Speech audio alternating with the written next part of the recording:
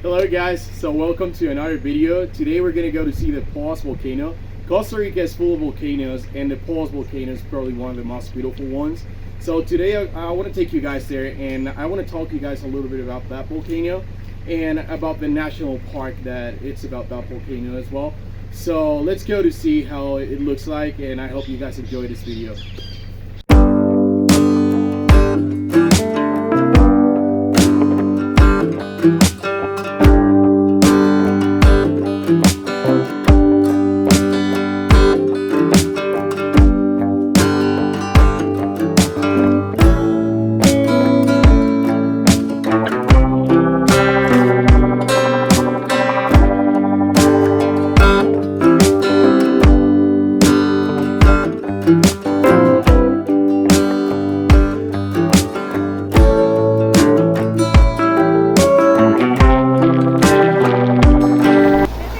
In this place we have a lot of strawberry farmers, so then we get a lot of places around where we can buy some strawberries and they're delicious.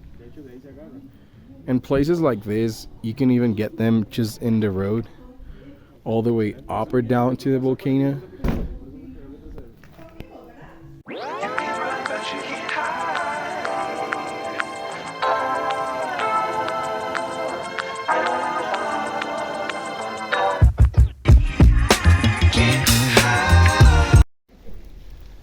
Alright guys, so now we're here on the entry of the national park. So from here to go to the main crater we have to go all this way hiking. It's around 400 meters, and this is one of the cool things about this park, that we can actually go to see the crater, the whole crater. Probably today's going to be cloudy because it's a cloudy day, and I'm not really sure if we're going to be able to see it, but we'll see. This park was created on 1955, and many of the parks in Costa Rica started being created on the 17th. Before the 17th, we were doing pretty bad with our nature, and we just decided to make a huge change. So after that, we started making laws to protect our nature, and we started creating national parks like this to protect these areas. So now, thanks that Costa Rica has the 6% of the biodiversity of the whole world, and Costa Rica is such a small country, we just represent like the 0.1% of the earth, and the 6% of the biodiversity of the whole world concentrated in this really small place means a lot. So that's something that we're going to see here in Costa Rica, that everything here is about nature. Here in this national park, we're going to see a lot of that. We're going to see a lot of this biodiversity, maybe not in animals, but here we'll see it with plants and trees, because this place, even though, well, this place is really high. This is 1700 meters over sea level, and on feet that's like 53 feet, and that's over sea level, so this is pretty high. And this is such a cold place, at least for the Costa Rican weather. Usually here used to be around 12 degrees. Today it's a little colder, as long as it's been raining a little bit.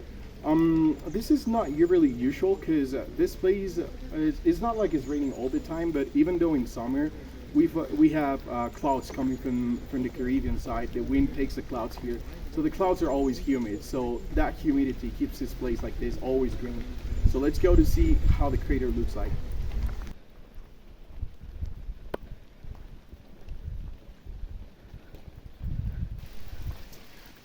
Alright guys, let me just mention you about this forest, because we have three different ways to qualify the forest.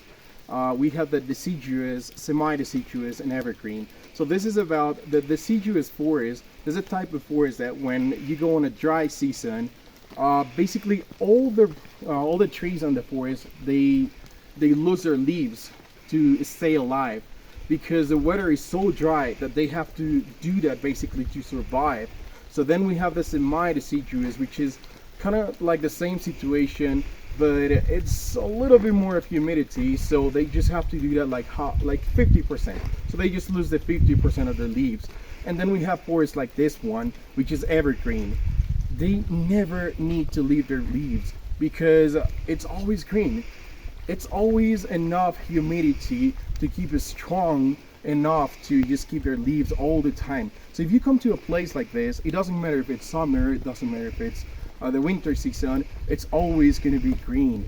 And in a country like Costa Rica, the seasons are just basically winter and summer. So here, on the summer season, it's just pretty much a dry season, and the winter season is just about rain.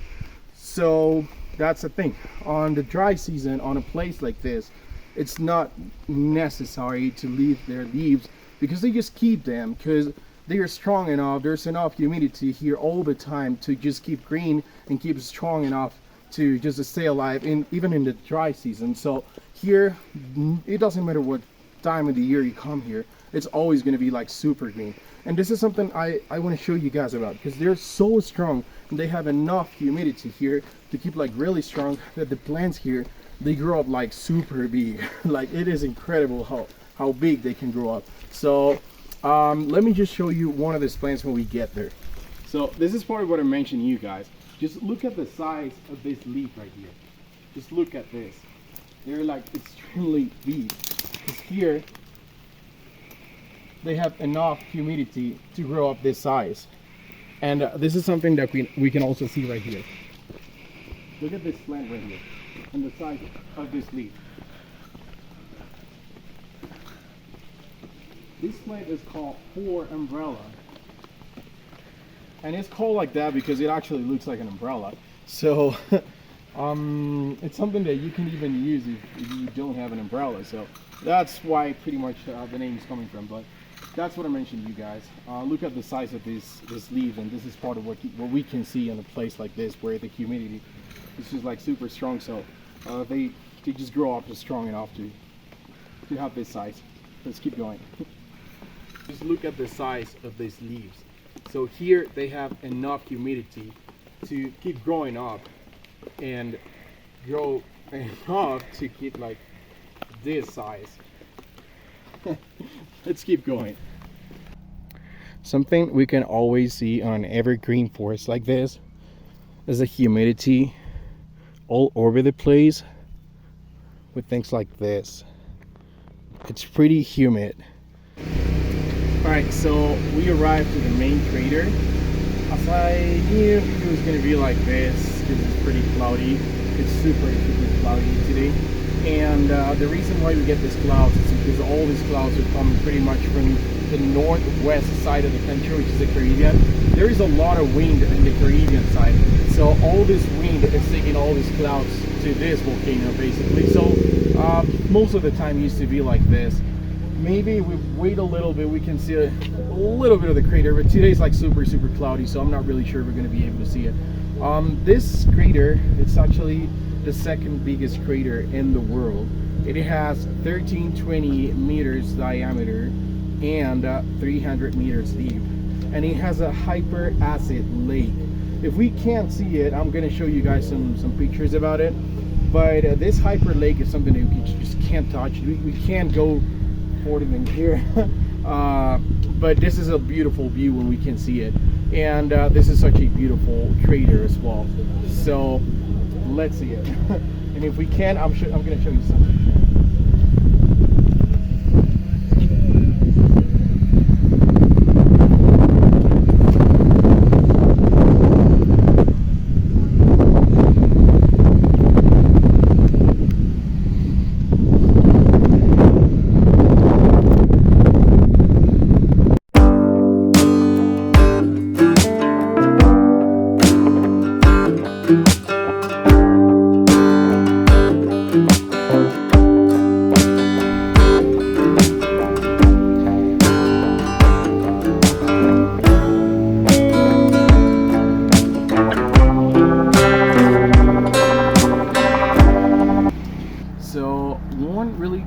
About this national park is that we have these trails that basically take us to a second crater.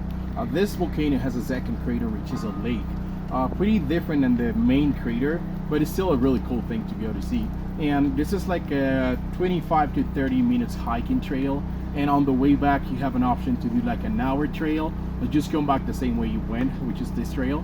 So if you want to go hiking on a really cool mountain, well, on a really cool volcano, this is a good option. So let's go see how this trail looks like. This is more of the humidity that I'm talking about, this kind of evergreen forest.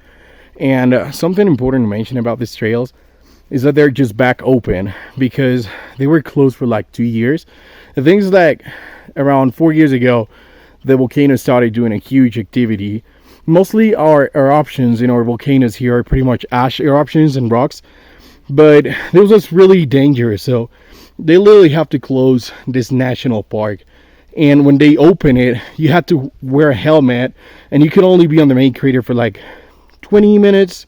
And these trails were closed because it was too dangerous to go hiking here. And if the volcano do like any eruption or something, that would be like really dangerous. So now they're back open, so that's a really cool thing.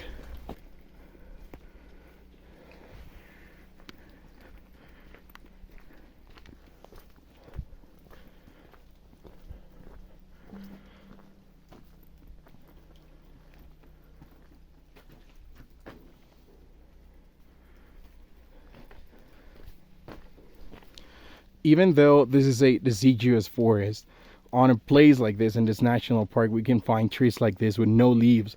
And the reason is because of those eruptions that this volcano did like 2 years ago. Here, we used to have a lot of ash eruptions. That's pretty much the kind of eruptions that we get on our volcanoes. So this ash, it's pretty dangerous for the nature. So this is what we get after that.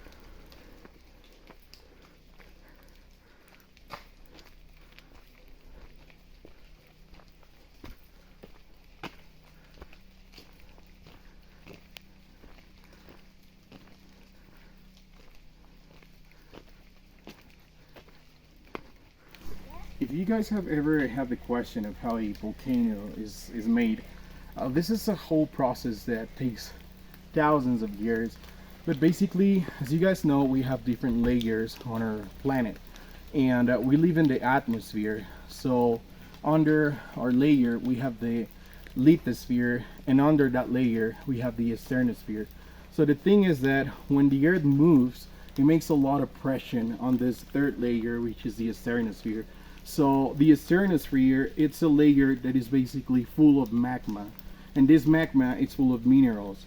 So all this pressure that it has when the Earth is moving makes all this magma starts going up and up and up through the lithosphere till it gets here to the atmosphere. So when it gets here, it starts growing up and it starts forming a mountain. This mountain is called domus. So this domus keeps growing up and growing up and growing up. As I said, it's a process of thousands of years. But the thing is that there is a moment where the pressure is so much that it just can't be contained. So it explodes at the top and it forms a crater with a whole mountain that now is not a domus, now it's a volcano.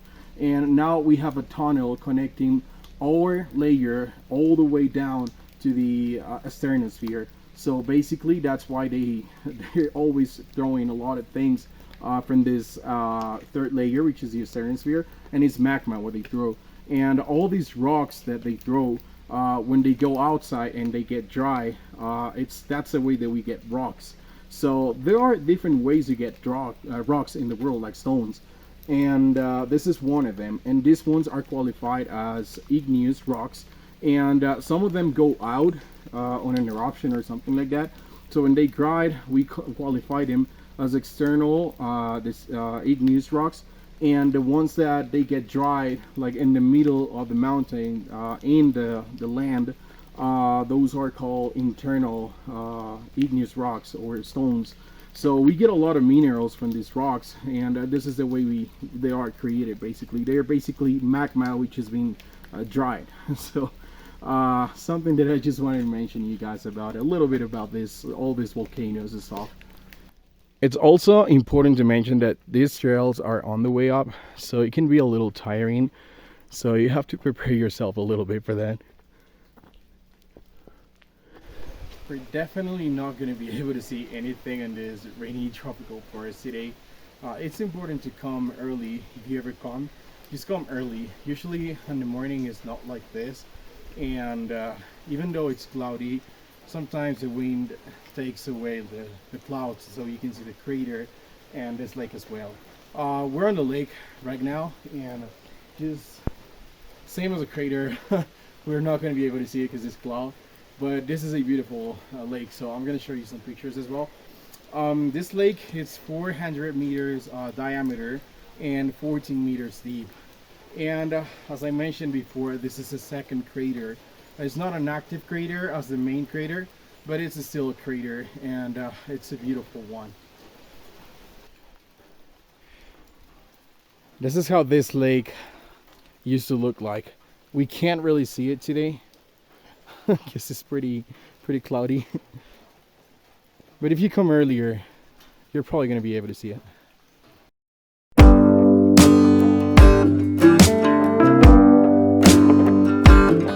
So this is where we finished this video for today.